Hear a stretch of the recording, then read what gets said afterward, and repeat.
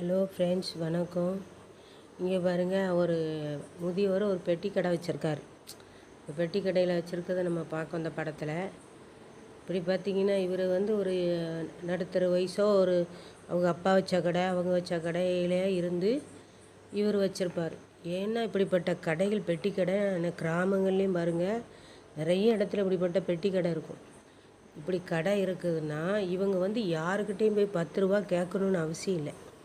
நமக்கு கடையில் இருக்குது. எப்படி போனாலும் சரி, ஒரு வெத்தலை பாக்கு விற்றாலும் சரி, 2 பால் விற்றாலும் சரி, எது விற்றாலும் அவங்க கையில் 4 காசு இருக்கும். அதுதான் முதியவராயினாலும் இவர்கள் உழைத்து சாப்பிடக்கூடியவர்கள். இவர்களுக்கு இவர்கள் மனைவிமார் சப்போர்ட் இருக்கும். இவர்கள் பிள்ளைகள் சப்போர்ட் இருக்கலாம். பிள்ளைகள் சப்போர்ட்டு இல்லாட்டாலும் கூட இவர்கள் மனைவி சப்போர்ட் இருக்கும். அந்நேரத்தில் காப்பி போட்டு போனியில் கொண்டு கொடுக்க, காப்பி குடிக்க, அப்போ இருந்து கூப்பிட்ட உடனே கடையை பார்க்க, உட்காரவும், இவர்கள் வயதுக்கு ஒரு 4 பேர் இவர்களிட பேசிட்டு போகவும், இவர்களுக்கு நேரம் சரியாக இருக்கவும், இப்படியே இவர்கள் காலம் ஓட்டும். ஏன்னா உழைத்து சாப்பிட்றவர்கள் படுத்தாலும் தூங்கி விடுவார்கள். ஏன்னா அவர்களுக்கு கவலை இருக்காது, வேர்வை சிந்திரும், எல்லாமே இருக்கும். உழைக்கிறவன் உயர்வான். சிலவர்கள் வயசாகித்தான் கடையில் ஒரு இடத்துல போய் உட்கார்ந்துட்டு 10 ரூபா 20 ரூபா இல்லை அப்படின்னு சொல்லி கவலைப்பட்டு இருக்கிறவர்கள் அநேகம். பிள்ளைய 10 ரூபா செலவுக்கு தர மாட்டேங்கு அப்படின்னு சொல்கிறவர்கள், செலவுக்கே துட்டு தரல, நானும் என் மனைவி இருக்கோம் கஷ்டப்படுறோன்னு சொல்கிறவர்கள் அநேகம்.